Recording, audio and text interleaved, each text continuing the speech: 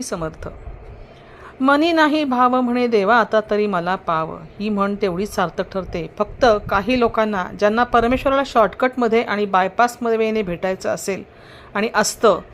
माझ्या बोलण्याचा रोष हा की आस्तिक नास्तिक ह्या मुद्द्यावर नाहीच.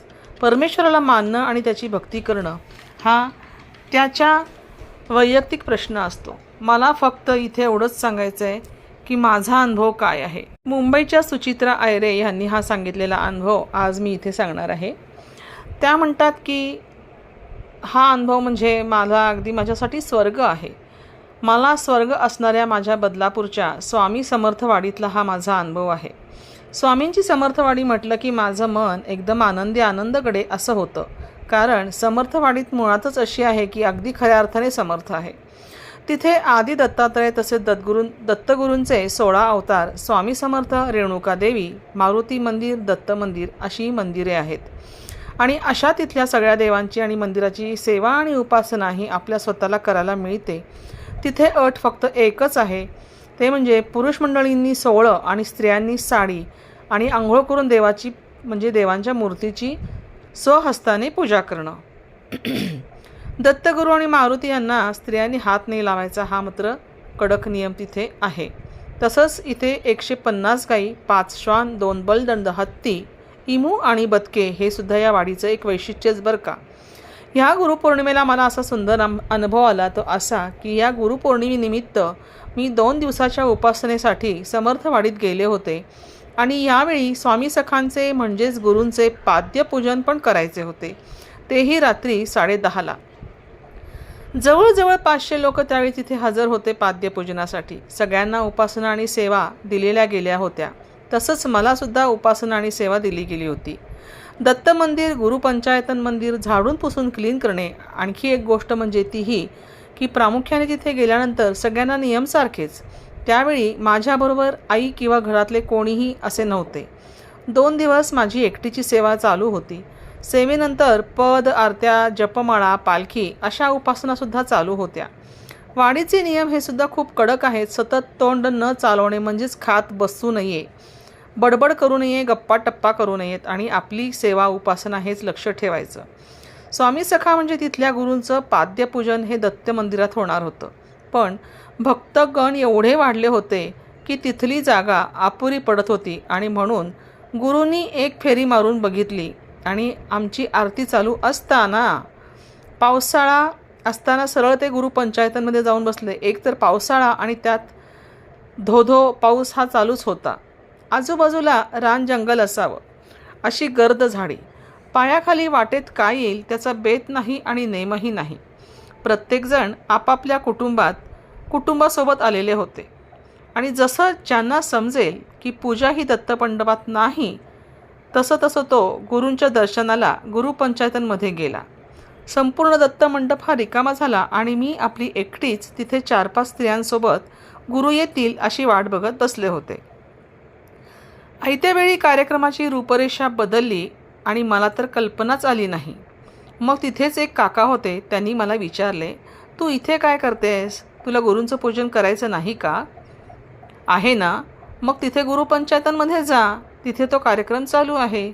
हे काकांचं बोलणं ऐकून मी खूपच घाबरून गेले. कारण ते ह्यासाठी की एक तर हातातल्या फक्त छत्रीचा आधार भिजू नये म्हणून आणि एक बॅटरीच्या प्रकाशावर काळोखातून जायचं होतं आणि आजूबाजूला किंवा वाटेत काही साप वगैरे आला तर ह्या भीतीने मला अक्षरशः आईचीच आठवण झाली. स्वामींना हाक मारली, आता तुम्हीच सोबत चला. ह्या भयान अंधारात मी कशी तरी काळोखातून वाट काढत गेले.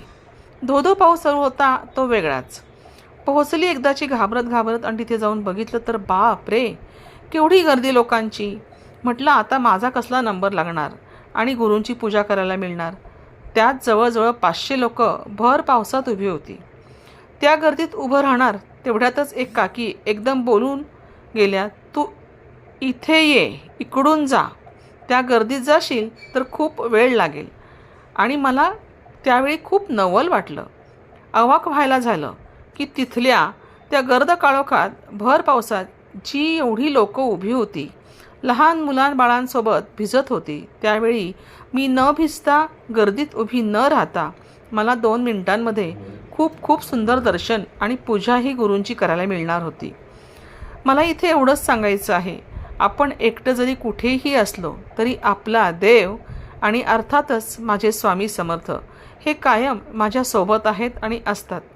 त्यांना बरोबर कळत असतं आपला भक्त काय करतो आहे.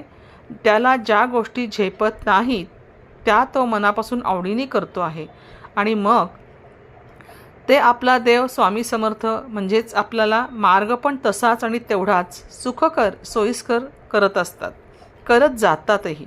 आणि म्हणून तर मानला तर देव, पण हो त्यासाठी आधी आवड असावी लागते आणि आवड असेल तिथे बरोबर सवडही काढावी लागते. सवड मिळाली की बरोबर भक्तीही साध्य होते. आपोआप मगच परमेश्वरावरचा विश्वासही आपला साध्य होतो. श्री गुरुदेव दत्त. तर स्वामी भक्त हो, आता इथे त्यांनी जो अनुभव सांगितला यावरून आपल्या सगळ्यांच्या लक्षात ही एक गोष्ट नक्कीच आलेली आहे की आपण मनापासून जेव्हा भक्ती करतो त्यावेळेला तो देव आपल्या पाठीशी नेहमीच असतो आणि नेहमीच उभा राहतो. आपल्या भक्ताची सेवा खरीच सेवा आहे की दांभिक सेवा आहे हे सुद्धा ईश्वराला कळतं. आणि त्यामुळेच जेव्हा भक्त सेवा मनापासून करतो, श्रद्धेने करतो, तेव्हा त्या भक्ताला फळ हे निश्चितच मिळणार असतं आणि स्वामी त्याच्या पाठीशी नक्कीच उभा राहणार असतातच, उभे राहतातच. आणि म्हणूनच जे शक्य नाही ते सुद्धा स्वामी शक्य करून दाखवतात. म्हणून म्हटलं आहे, अशक्य ही शक्य करतील स्वामी. तर असा हा स्वामींचा महिमा, अशी ही दत्तगुरूंची माहिती आणि दत्तगुरूंची महती, ह्या दोन्ही गोष्टी भक्तांसाठी खूप म्हणजे खूप उपयोगाच्या आहेत. ज्यांना मनापासून भक्ती करायची आहे, ज्यांना मनापासून भक्ती करण्याची इच्छा आहे, त्यांना देव दिसतोच. फक्त आपल्या मनात भाव असला पाहिजे तरच देव दिसतो. म्हणून म्हणतात ना की भाव तिथे देव. म्हणूनच आपण मनापासून श्रद्धेने त्यांची भक्ती, उपासना, सेवा जशी जमेल आपल्याला तशी करावी. जरुरी नाही की अमुक एकच सेवा केली पाहिजे, अमुक एकच पूजा केली पाहिजे, अजिबात नाही. तुम्हाला जशी जमेल तशी करा.